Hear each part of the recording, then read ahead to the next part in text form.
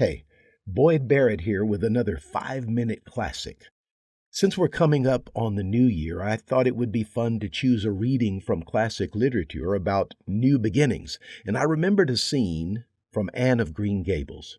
But before I read it, I have to tell you about my sponsor, me.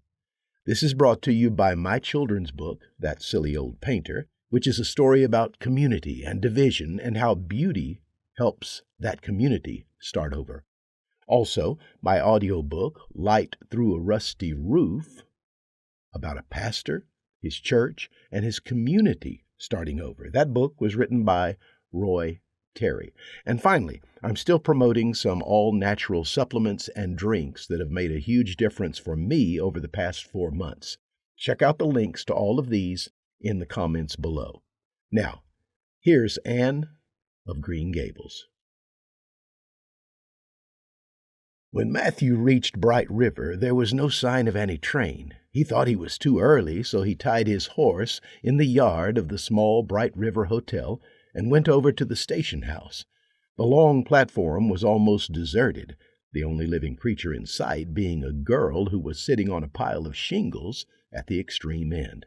Matthew, barely noting that it was a girl, sidled past her as quickly as possible, without looking at her. Had he looked, he could hardly have failed to notice the tense rigidity and expectation of her attitude and expression. She was sitting there waiting for something, or somebody, and, since sitting and waiting was the only thing to do just then, she sat and waited with all her might and main. Matthew encountered the station master locking up the ticket office, preparatory to going home for supper, and asked him if the 5:30 train would soon be along. "The 5:30 train has been in and gone half an hour ago," answered that brisk official. "But there was a passenger dropped off for you, a little girl. She's sitting out there on the shingles. I asked her to go into the ladies' waiting room, but she informed me gravely that she preferred to stay outside. There was more scope for imagination, she said. She's a case, I should say." "I'm not expecting a girl," said Matthew blankly. "It's a boy I've come for. He should be here. Mrs. Alexander Spencer was to bring him over from Nova Scotia for me." The station master whistled. "I guess there's some mistake," he said. "Mrs. Spencer came off the train with that girl and gave her into my charge. Said you and your sister were adopting her from an orphan asylum and that you would be along for her presently. That's all I know about it, and I haven't got any more orphans concealed hereabouts." "I don't understand," said Matthew helplessly, wishing that Marilla was at hand to cope with the situation. "Well, you'd better question the girl," said the station master carelessly. "I dare say she'll be able to explain. She's got a tongue of her own, that's certain. Maybe they were out of boys of the brand you wanted."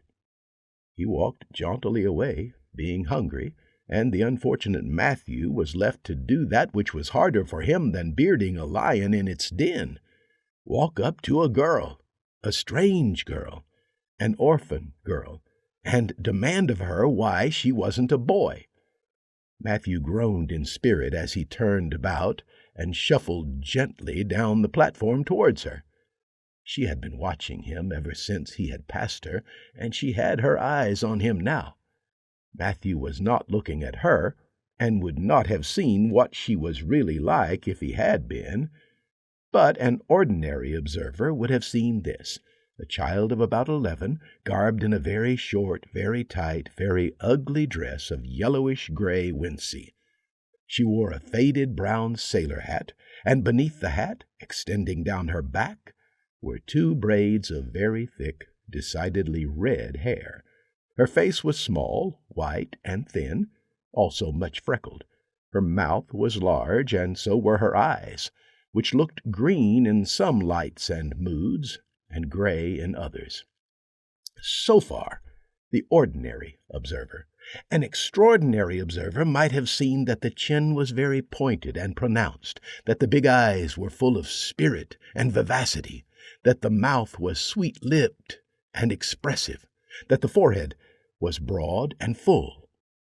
In short, Our discerning, extraordinary observer might have concluded that no commonplace soul inhabited the body of this stray woman-child, of whom shy Matthew Cuthbert was so ludicrously afraid. Matthew, however, was spared the ordeal of speaking first, for as soon as she concluded that he was coming to her, she stood up, grasping with one thin brown hand the handle of a shabby old-fashioned carpet-bag. The other she held out to him. "I suppose you are Mr. Matthew Cuthbert of Green Gables?" she said in a peculiarly clear, sweet voice. "I'm very glad to see you. I was beginning to be afraid you weren't coming for me, and I was imagining all the things that might have happened to prevent you.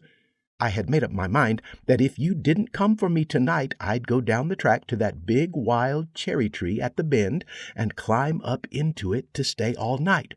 I wouldn't be a bit afraid, and it would be lovely to sleep in a wild cherry tree all white with blossom in the moonshine, don't you think?